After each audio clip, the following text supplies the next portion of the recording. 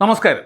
നാളെ വൈകുന്നേരം 5 മണിക്ക് രാഷ്ട്രപതി ഭവനിലെ നേരത്തെ ദർബാർ ഹാൾ എന്ന് അറിയപ്പെട്ടിരുന്ന ഗണതന്ത്ര മണ്ഡപത്തിൽ വച്ചിട്ട് ഇന്ത്യയുടെ ആദരണീയയായ പ്രസിഡന്റ് ശ്രീമതി ദ്രൗപദി മുർമു കേരളം ഇതുവരെ കണ്ടതിൽ ഏറ്റവും വലിയ ക്രിമിനൽ മനോഭാവമുള്ള സാമൂഹ്യ ദ്രോഹിയായ വെള്ളാപ്പള്ളി നടേശന് നമ്മുടെ ഭാരതം നൽകുന്ന ഏറ്റവും വലിയ മൂന്നാമത്തെ പുരസ്കാരമായ പത്മഭൂഷൺ നൽകി ആദരിക്കുകയാണ്. സാമൂഹ്യ സേവനം എന്ന വിഭാഗത്തിന് കീഴിലാണ് വെള്ളാപ്പള്ളിക്ക് പത്മഭൂഷൺ നൽകുന്നത്. അതിൻ്റെ മെഡൽ നൽകുന്നതിന് തൊട്ട് മുമ്പായിട്ട് അയാൾ ഈ സമൂഹത്തിന്, പ്രത്യേകിച്ചും ഈഴവ സമുദായത്തിന് നൽകിയ സംഭാവനകൾ എന്തൊക്കെയാണെന്ന് അവിടെ അനൗൺസ് ചെയ്യും, വിളിച്ച് പറയും. അത് കേൾക്കുമ്പോൾ 1903 SNDP യോഗം രൂപീകരിച്ച ഡോക്ടർ പൽപ്പു, അതുപോലെ തന്നെ അതിൻ്റെ ആജീവനാന്ത പ്രസിഡൻ്റായിരുന്ന ശ്രീ നാരായണ ഗുരു, അതിൻ്റെ ആദ്യത്തെ സെക്രട്ടറി ആയിരുന്ന മഹാകവി കുമാരനാശൻ, കൂടാതെ ഈ പത്മ പുരസ്കാരങ്ങൾ തന്നെയും അപമാനിക്കപ്പെടും.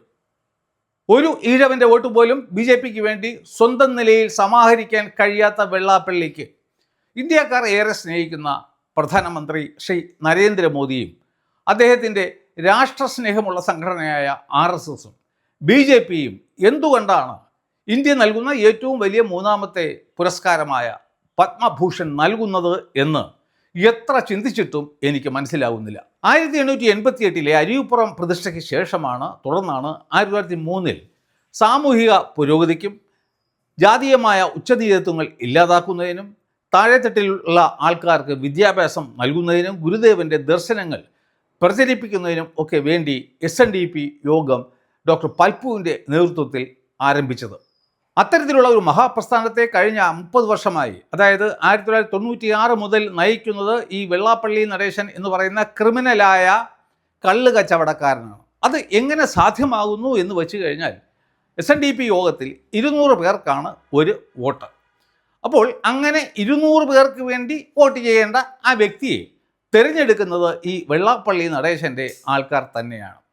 അങ്ങനെ വരുമ്പോൾ തിരഞ്ഞെടുപ്പ് കഴിയുമ്പോൾ 95% ഈഴവരും വെറുക്കുന്ന ഈ വെള്ളാപ്പള്ളി 95% വോട്ടുകളോടുകൂടി ജയിക്കുന്നു എന്നുള്ളതാണ് വിരോധാഭാസം. അങ്ങനെ അയാൾ ഈ ജനാധിപത്യ പ്രക്രിയയെ തന്നെ അട്ടിമറിച്ചുകൊണ്ട് ആരാലും ചോദ്യം ചെയ്യപ്പെടാത്ത ഒരു ഏകാധിപതിയായി കഴിഞ്ഞ 30 വർഷമായിട്ട് SNDP യോഗത്തെ നയിക്കുന്നു എന്നർത്ഥം. SNDP യോഗം നേരത്തെ 1882 കമ്പനീസ് ആക്ട് പ്രകാരമാണ് പ്രവർത്തിച്ച് വന്നത്. എന്നാൽ 1961 Kerala non trading companies act നിലവിൽ വന്നതോടുകൂടി SNDP യോഗം ആ ആക്ടിൻ്റെ പരിധിക്ക് അടിയിൽ വന്നു. അത്തരത്തിലുള്ള ഒരു കമ്പനിക്ക് അതിൻ്റെ ഡയറക്ടർമാർക്ക് DIN ഉണ്ടായിരിക്കണം, അതായത് ഡയറക്ടർ ഐഡൻറ്റിറ്റി നമ്പർ. SNDP യോഗത്തിലെ ഒരു ഡയറക്ടർക്കും അത്തരത്തിലുള്ള ഒരു നമ്പറില്ല. കൂടാതെ ഈ കമ്പനി വർഷാവർഷം വാർഷിക റിപ്പോർട്ടും ഈ രജിസ്ട്രാർക്ക് സമർപ്പിക്കണം.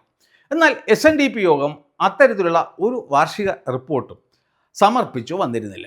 അതിനെ തുടർന്നാണ് ബഹുമാനപ്പെട്ട കേരള ഹൈക്കോടതി മുമ്പാകെ ഒരു കേസ് ഉണ്ടായതും അടുത്ത കാലത്ത് SNDP യോഗം ഡയറക്ടർ ബോർഡ് അത് നിയമവിരുദ്ധമാണെന്ന് പറഞ്ഞുകൊണ്ട് ബഹുമാനപ്പെട്ട കേരള ഹൈക്കോടതി ഉത്തരവിട്ടത്. എന്നാൽ വെള്ളാപ്പള്ളി നടേശൻ കാശ് ഇഷ്ടം പോലെ ഉണ്ട്, അദ്ദേഹം സുപ്രീം കോടതിയിൽ പോയി ആ വിധിക്കെതിരെ ഒരു സ്റ്റേ തൽക്കാലത്തേക്ക് വാങ്ങിയിരിക്കുകയാണ്. ഗുരു ഇരുന്ന കസേരയിൽ ഇരുന്നു കൊണ്ട് കഴിഞ്ഞ 30 വർഷമായിട്ട് കേരളത്തിൽ ഏറ്റവും കൂടുതൽ ഗുരുനിന്ദ നടത്തിയ വ്യക്തിയാണ് ഈ വെള്ളാപ്പള്ളി നടേശൻ. പത്മ പുരസ്കാരങ്ങൾ കാശ് കൊടുത്താൽ ആർക്കും കിട്ടുന്ന ഒന്നാണെന്നും അതുകൊണ്ട് തന്നെ തൻ്റെ പട്ടിക്ക് പോലും അതിൻ്റെ ആവശ്യമില്ല എന്നും വിളിച്ചു പറഞ്ഞ ഈ വെള്ളാപ്പള്ളി നടേശനാണ് നാളെ നമ്മുടെ പ്രസിഡന്റിൽ നിന്നും ഈ പത്മഭൂഷൺ അവാർഡ് സ്വീകരിക്കാൻ പോകുന്നത്. അങ്ങനെയാണെങ്കിൽ തീർച്ചയായിട്ടും അയാൾ കാശ് കൊടുത്തിട്ടായിരിക്കണം ഈ അവാർഡ് നേടിയെടുത്തത് എന്നാണ് നാം മനസ്സിലാക്കേണ്ടത്. അക്കാര്യത്തിൽ ഒരു വ്യക്തത വരുത്തേണ്ടത് കേരളത്തിലെ BJPയുടെ പ്രസിഡന്റായ ശ്രീ രാജീവ് ചന്ദ്രശേഖർ ആണ്.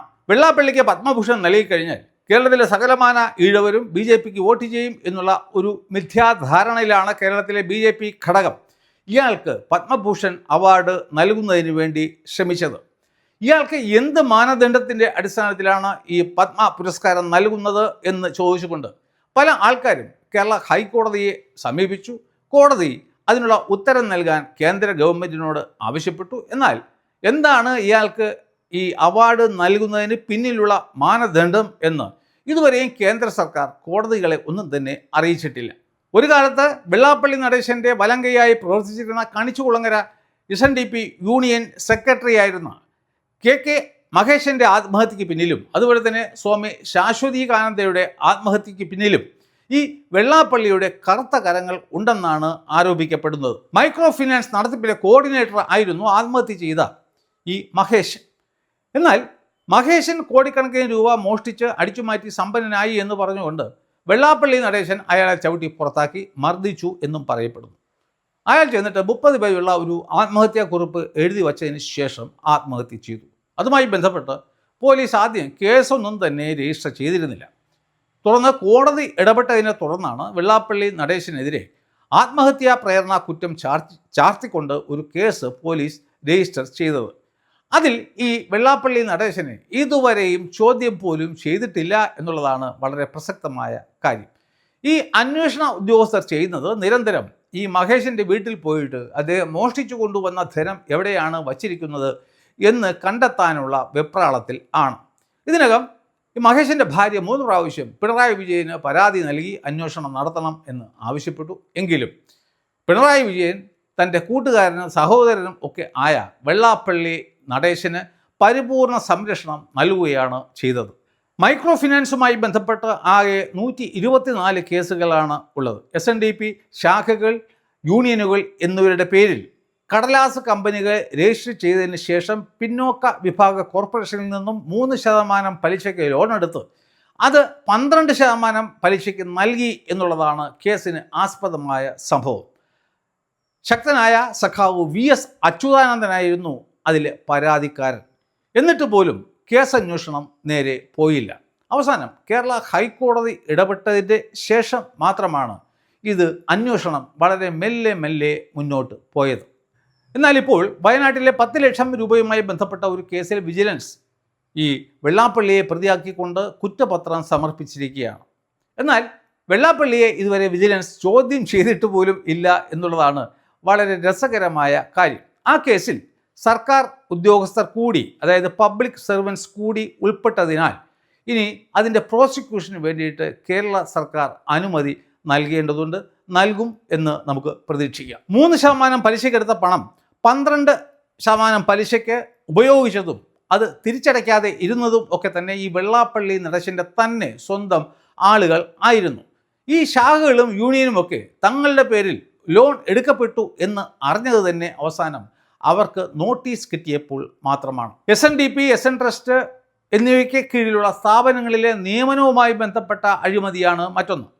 പിണറായി വിജയൻ പോകുന്നതിന് മുമ്പായിട്ട് 88 സീറ്റുകളാണ് ഈ വെള്ളാപ്പള്ളിക്ക് അനുവദിച്ച് നൽകിയത്. അതുമായി ബന്ധപ്പെട്ട് 150 കോടി രൂപയുടെ അഴിമതി നടന്നു എന്നും പറയപ്പെടുന്നു. വെള്ളാപ്പള്ളി ആ പൈസയും അടിച്ചുകൊണ്ട് പോയി എന്നാണ് പറയപ്പെടുന്നത്. അതിനെ സംബന്ധിച്ചും ഇപ്പോൾ കേസുകൾ നിലവിലുണ്ട്. വെള്ളാപ്പള്ളിക്ക് ബാർ ഉൾപ്പെടെ പല ബിസിനസ് സ്ഥാപനങ്ങളുമുണ്ട്. അതൊക്കെ തന്നെയും ഈ അനധികൃതമായിട്ടാണ് പ്രവർത്തിക്കുന്നത് എന്നാണ് ആരോപണം ഉള്ളത്. ഇലക്ഷന് മുമ്പ് VD സതീശനെയും മുസ്ലിങ്ങളെയും മുസ്ലിം ലീഗിനെയും ഒക്കെ തെറി വിളിക്കുക എന്നുള്ളതായിരുന്നു ഈ വെള്ളാപ്പള്ളി നടേശൻ്റെ ജോലി. എന്നാൽ ഇലക്ഷന് ശേഷം VD സതീശൻ്റെ പാർട്ടി ജയിച്ച് അദ്ദേഹം ഇപ്പോൾ മുഖ്യമന്ത്രി ആവുകയും ചെയ്തു. അങ്ങനെ ഇപ്പോൾ ഈ VD സതീശൻ്റെ കാല് പിടിക്കാനുള്ള ശ്രമമാണ് വെള്ളാപ്പള്ളി നടത്തുന്നത്. നമുക്കറിയാം, പെരുന്നയിലെ സുകുമാരൻ നായർക്ക് ഈ VD സതീശൻ ഈ കാണാനുള്ള അനുമതി നിഷേധിച്ചു എന്ന് പറയുന്നു. അപ്പോൾ അഹങ്കാരിയാണ് VD സതീശൻ എന്നാണ് പെരുന്നയിലെ പോപ്പ് പറഞ്ഞത്. എന്നാൽ വെള്ളാപ്പള്ളി നടേശൻ പറഞ്ഞത് അങ്ങനെ അനുമതി നിഷേധിച്ചുവെങ്കിൽ കാര്യമായി പോയി എന്നാണ്. അതായത് ഇപ്പോൾ VD സതീശനെ സോപ്പിടാനുള്ള ശ്രമത്തിലാണ് വെള്ളാപ്പള്ളി നടേശൻ. ഇപ്പോഴത്തെ മന്ത്രിസഭയിലെ അംഗമായ ബിന്ദു കൃഷ്ണ കണിച്ചുകുളങ്ങരയിൽ പോവുകയും വെള്ളാപ്പള്ളിയുടെ കാല് പിടിക്കുകയും അയാളുടെ അനുഗ്രഹം തേടുകയും ഒക്കെ ചെയ്യുകയുണ്ടായി. അതിലൂടെ അവർ ഈ സമൂഹത്തിന് നൽകുന്ന സന്ദേശം എന്താണെന്ന് എനിക്ക് ഒട്ടും തന്നെ പിടികിട്ടുന്നില്ല. KK മഹേഷിൻ്റെ ആത്മഹത്യയുമായി ബന്ധപ്പെട്ട കേസിൽ അന്വേഷണം നടത്തണം എന്ന് ആവശ്യപ്പെട്ടുകൊണ്ട് ഇപ്പോൾ VM സുധീരൻ മുന്നോട്ട് വന്നിട്ടുണ്ട്. അതിൽ ഒരു ആത്മഹത്യാക്കുറിപ്പ് ഉണ്ടായിരുന്നു എന്നുള്ളത് കൊണ്ട് മാത്രം ഈ വെള്ളാപ്പള്ളിക്ക് എതിരെയുള്ള ആത്മഹത്യാ പ്രേരണ കുറ്റം ഒരിക്കലും തന്നെ തെളിയിക്കപ്പെടാൻ പോകുന്നില്ല എന്നുള്ളതാണ് സത്യം. എങ്കിലും നിയമത്തിൻ്റെ വഴിക്ക് പോകട്ടെ എന്ന് പറഞ്ഞുകൊണ്ട് ശക്തമായ പിന്തുണ അക്കാര്യത്തിൽ നമ്മുടെ മുഖ്യമന്ത്രി നൽകും എന്ന് നമുക്ക് പ്രതീക്ഷിക്കാം.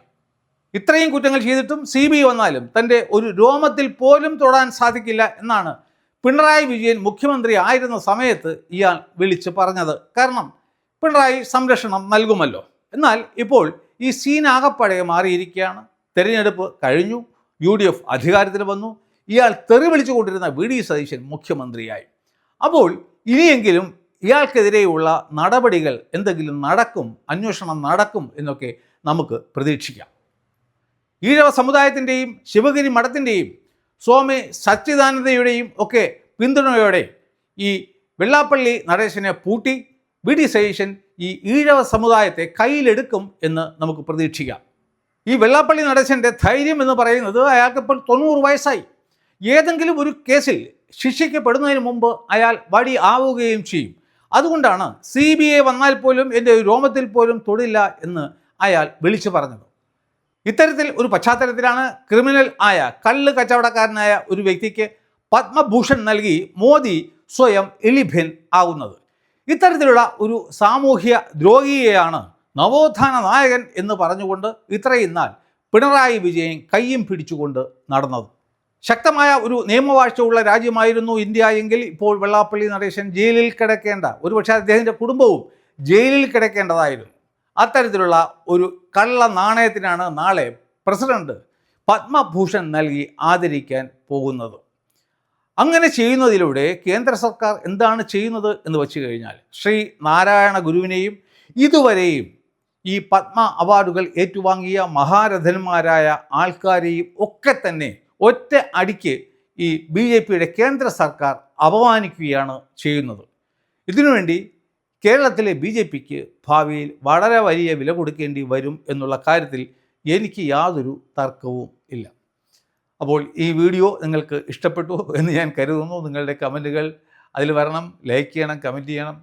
അതുപോലെ തന്നെ ചാനൽ സബ്സ്ക്രൈബ് ചെയ്യണം. ഞാൻ വളരെ വലിയ ഒരു വിഷയവുമായി ബന്ധപ്പെട്ട് കുറച്ച് ദിവസം തിരക്കിലായിരുന്നു. അത് എന്താണെന്ന് നിങ്ങൾ ഒരു രണ്ടാഴ്ചയ്ക്കകം തന്നെ മനസ്സിലാക്കും. അപ്പോൾ അതുകൊണ്ടാണ് എനിക്ക് വീഡിയോകൾ ചെയ്യാൻ കഴിയാതെ ഇരുന്നത്. അപ്പോൾ തുടർന്നും നമുക്ക് മുന്നോട്ട് പോകാം.